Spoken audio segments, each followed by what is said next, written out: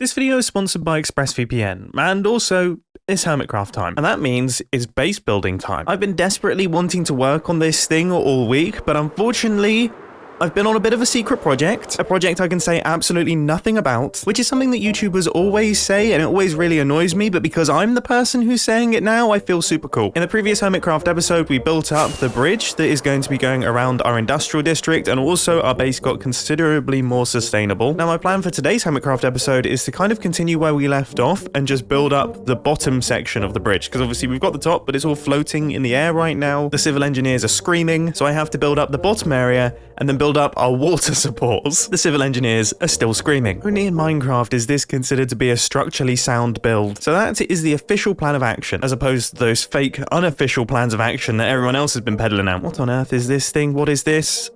Show me your coolest collectible from Season 9.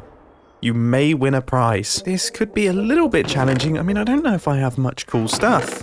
I mean, that's pretty cool. Exuma's bow is always pretty cool. I do have the entirety of Hermitcraft's diamonds. That's pretty cool. Although I do have a better use for those incoming. I know it's not technically my collectible, but some of the content that was generated by Grumbot could potentially work. Bugs. I do like bugs, but no, I've got something one better. I know it's hard to believe that I could have something better than a piece of paper named bugs, and I did have to go on a bit of a search to find it. But it's this. My first vault key. The original vault key that I had for the vault back in the starter village. As the current confirmed richest hermit, this has got to be worth something. Anyway, base building. These are all of the little bits that we're going to be working on today. Quite a lot simpler than the top section, which is always welcome. But now that I'm looking, I am thinking that maybe we should have something to connect them up. I mean, something like that. That's probably a little bit too much blue. I definitely prefer this to this side, but I do think it needs some work. I kind of wanted to avoid any extra splashes of copper, but it does look better. It does look better with the copper. It's just I'm running really low on copper, so I'd have to go out and gather a lot more. I do really like this, though. I really like this central dropped section. I like the frog light. Yeah, I think this is what I'm going to be going for. Oh, and one thing that I do want to say, I don't think I'm actually going to have these supports on the ground. I think I'm going to have them raised up and then build a platform that the entire thing is going to sit on top of. So all of this will probably be surrounded by cyan concrete or something, but that's a little ways off in the future. Let's start working out resources. So I'm going to have a pillar here and a pillar over there, and technically a pillar there, although I don't think there's space for one. Then I've got two pillars going off in that direction and two pillars going off in that direction. I've got a pillar here, I've got a pillar there, I've got a pillar there, and a pillar at the end. Then I've got the same on the other side, and then I've got a pillar here, a pillar there, and a pillar there, which means we've got 12 pillars in total. No, it doesn't. It means we've got 17 pillars in total, and then we have 18 connecting bits that attach the pillars together, which means we need this amount of resources to get the entire thing built. 102 copper stairs. 34 copper slabs. Oh, that's actually not a problem at all. I have way more copper than I thought I did. In fact, I have way more of everything than I thought I did, and I haven't even started going through green stuff yet. But despite this very welcome discovery, there are still a bunch of resources that I need to gather. First off, the warped bits. Oh gosh, I did not bring enough firework rockets for this. Finally, I've managed to return home. The only thing that we need now is verdant frog lights, which I believe I should be able to buy in this absolutely enormous store. And apparently they're on floor number 4. So, I guess I'm about to go to floor number 4. That is a very fancy system right there. It's making quite a crazy noise. That is incredible. Oh my goodness, it continues. Okay, so verdant lamp. Right, that's what I need. So, okay, how does this work? Right, how much? Well, okay. Right. Do I just take it? I mean, I'm just going to start taking them. And obviously I'm going to pay for them as well. I would say 2 diamonds per stack is probably pretty good. If I've just broken this incredibly complicated system, I sincerely apologize. Anyway, before we move on, it's time for a quick ad break. Imagine if everything that you looked at on the internet was visible or audible to the people around you. That could be really, really embarrassing. Is Belgium actually a real country? What does a CEO do? I occasionally like the smell of my dog's farts. Am I a bad person? The crazy thing is, this sort of is the case. Whenever you're on an unencrypted connection, hackers can intercept your internet connection, intercept your data, and see exactly what you're doing online. And at least in the UK, your internet service providers store all of your web activity for 2 years, which is bonkers. ExpressVPN prevents this by encrypting all of your online activity and rerouting all of your network data through their secure servers. And a nice juicy bonus of this is you can choose which country you connect from, meaning you can access content that otherwise wouldn't be available due to it being region locked. For example, I wanted to watch Forrest Gump because I think it might just be one of the best films of all time, but I was horrified to find that it's not on the UK version of Netflix. I was ready to get on a flight and never return. But then I remembered I've got ExpressVPN, so I just changed the country I was connecting from to Germany, and faster than you can say Jenny, Forrest Gump was on my telly. Not my greatest rhyme, but I'll take it. So if you want to find out how to get 3 months of ExpressVPN for free, then head to expressvpn.com/mumbo or click on the link down in the description. Let's get building. If I die now, I'm going to be very upset. So the first pillar that I'm going to build is going to go under this area here, and I would say, is this a good height for the pillars? Is that high enough off the ground that the platform will look good? I think that's about right. Yeah, if I imagine our industrial district starting from around about this level here and going upwards, and then all of this border being surrounded by a wall that goes down to the floor at that height, I would say it will look good. So I would make my way around, and is that the first one done? Is that it already? It was it, but then I found that continuing to build is just super frustrating because I don't have anything to build up of. So first I'm gonna have to add in some scaffolding, and from there I should be able to knock out some pretty serious progress. So let's do it as a time lapse. And this time lapse is gonna be a fairly short time lapse because you see I'm experimenting with the length of time lapses. I never know. You know, there's some people on the Hermitcraft server that do really long time lapses. There's some people that do like minuscule time lapses. And then there's me, who doesn't really know what he's doing. And occasionally I'll do long ones, occasionally I'll do short ones, and occasionally I'll talk about the length of time lapses, which is what I'm doing right now. It's kind of a fourth wall break. Is this a good length? I mean, what's the perfect time lapse length? I don't know. Cut! So everything has been all constructed, and this build is starting to look a lot more complete. It's starting to look really substantial, it's starting to look beefy, it's starting to look like a proper structure now. I do think now that I'm looking at this bottom section, instead of having the floor be at this level, next to the wood, I'm actually thinking that the floor is 1 block below. So that means that we need to swap out all of these blocks. And again, I think we're running into the same issue that we were running into with this area. And that is the fact that this is a darker build on average than this. And I think that's on the basis that I actually use quite a lot of these deep slate tiles for the other build, whereas I haven't really used them for any of this structure. So I think if I get them involved, it should make a big difference. However, that is just me nitpicking. At this point in time, I really, really like the way the build looks. I think it looks awesome. There's loads of cool shapes in there. There's loads of cool bits of detail. It's incredibly satisfying to look at, and I think once some farms get into the middle, and also once the entire base has been constructed as well, like the giant platform that is going to go in this area here, I mean, it's all going to come together really beautifully. Oh, and I haven't even added in the things that go in the middle of the water streams yet, so that should also add another layer into this thing. I'm disguising myself as a builder again, aren't I? Okay, all of our deep slate tiles are in place. Now let's see how it looks. It looks good. My head's in the way. Why am I doing it like this? This does look significantly better though. This looks way better. Okay, cool. Cool, this is coming together. I do still wonder if I should make the top bridge a little bit bigger. I mean, this wall, it's this wall. I think it's just the wall. So how big is this wall? It's quite big, isn't it? It's like, that's 3 blocks, 4 blocks, 5 blocks, 6 blocks, 6.5 blocks. Whereas I think this only drops down 1, 2, 3, 4, 4.5. So maybe we need to make this area more substantial so it matches up with this. More substantial and darker still. And I think I have a way to do it, is by essentially adding street lamps onto this thing. Or not necessarily street lamps, but just lamps on posts. And I'm using the deep slate tiles to do it. And then also I'm covering our frog lights in these trapdoors to hopefully raise the blue level. You know, get that sign up high so that it balances out the rest of the build. Now at this level, it looks really good. I'm really, really happy with it. But what's important is it looks good while I'm flying about. And I must admit, I'm kind of nervous for this. I don't know why. Let's see.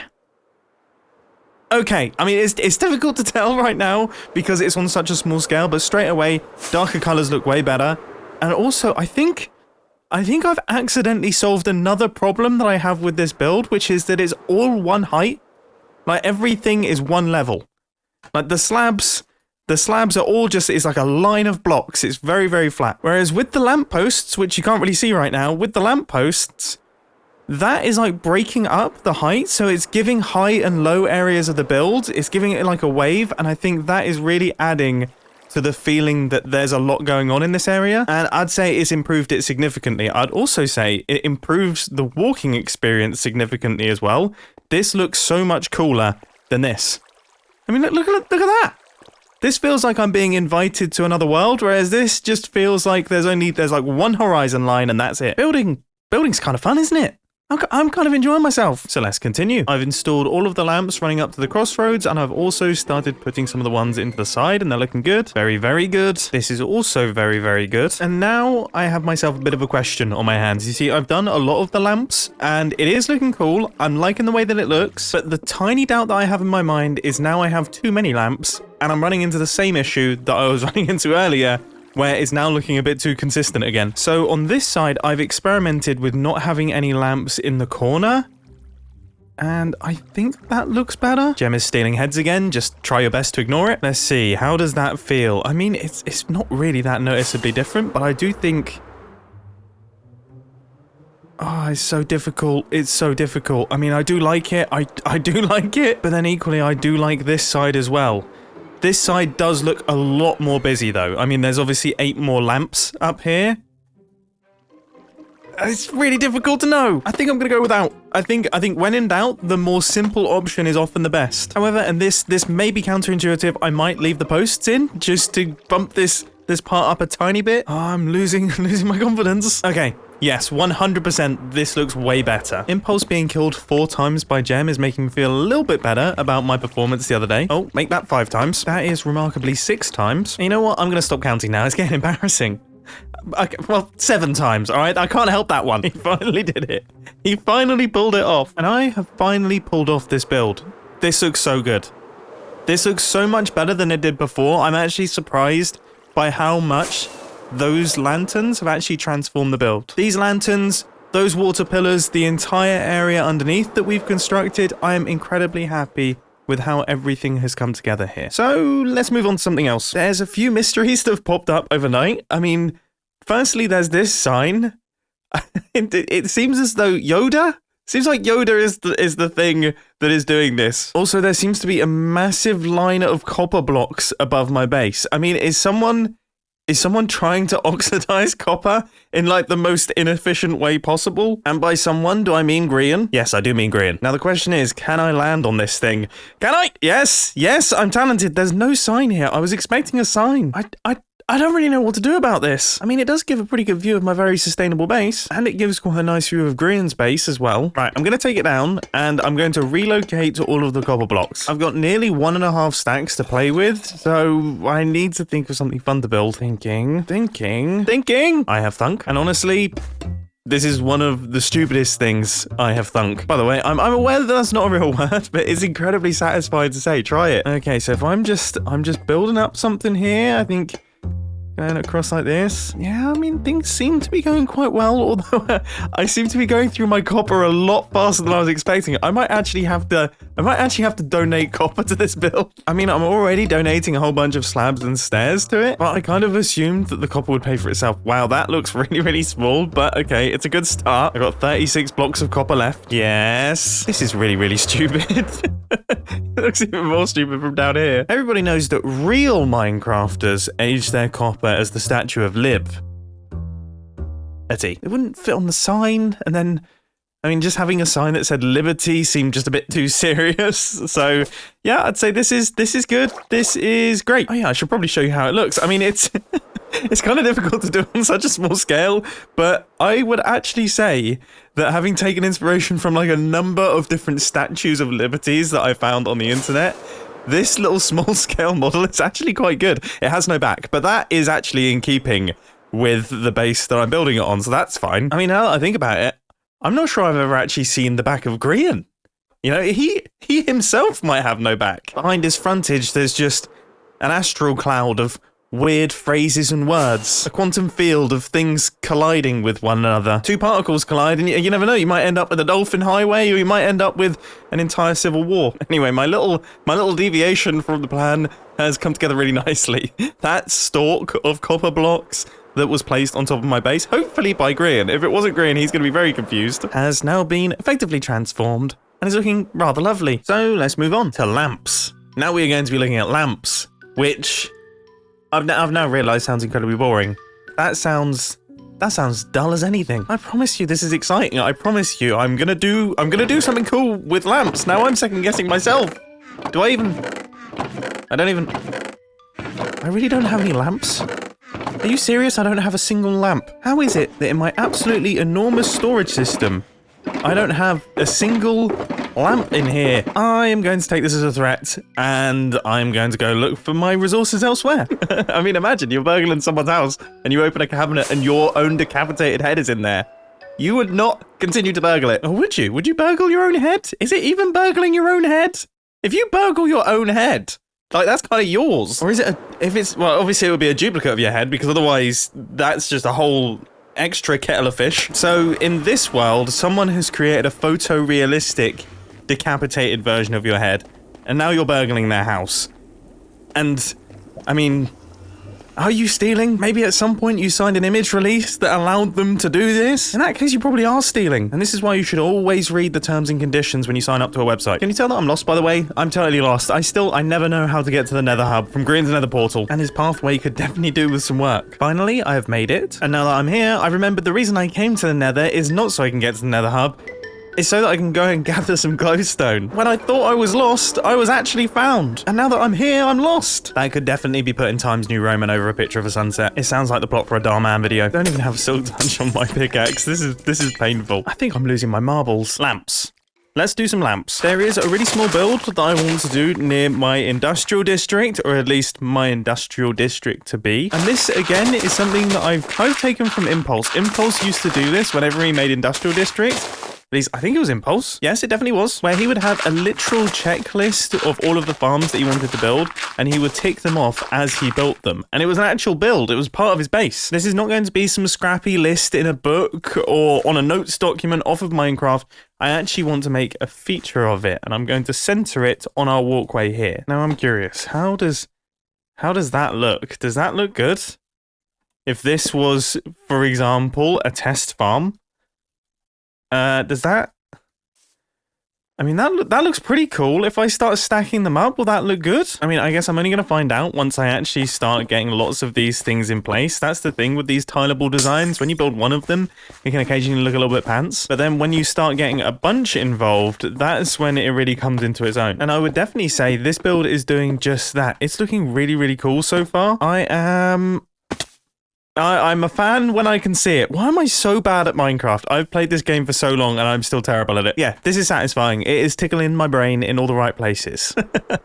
I'm very curious how long that thing's going to be sticking around. Anyway, I'm just bodging together a little bit of terraforming here just to extend our landscape out to meet our redstone lamps. And that is now looking absolutely lovely. I currently have 15 redstone lamps, but that of course can be extended if I decide I need more farms, which I probably will. Let's be honest with you, I really enjoy building farms. So let's have a think. What should the first farm be?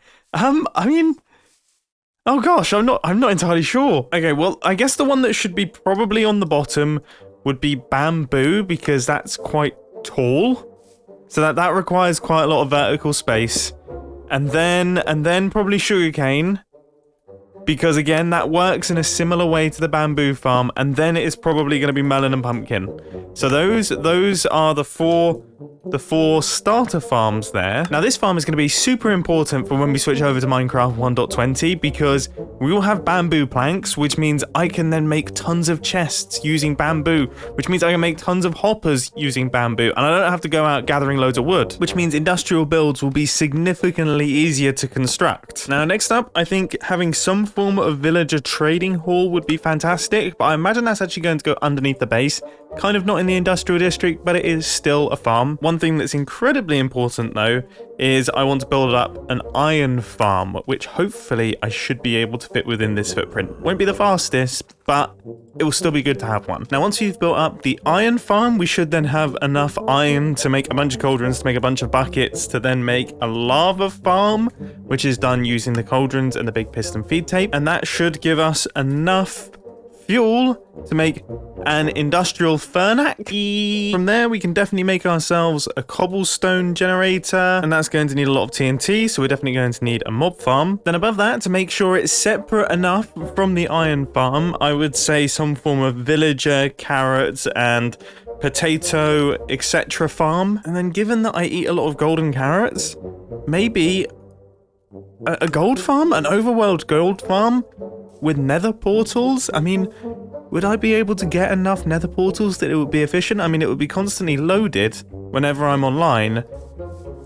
That could be interesting. I mean, from there, I've got 3 more slots for various different farms, and obviously we've got chicken farms, dye farms, and all sorts of other bits and pieces, but they're a little bit more specific, so I guess I'll see what happens once all of these other farms are created. So, we've got ourselves a wicked outline for what is going to be our future industrial district. We've made absolutely massive progress on the mega base itself, and it is looking incredibly fancy these days. But most importantly, we've installed a tiny Statue of Liberty on Grian's base. And that, I would say, is the makings of a very good Hermitcraft episode. I hope you've enjoyed, and I'll catch you in the next one. See ya!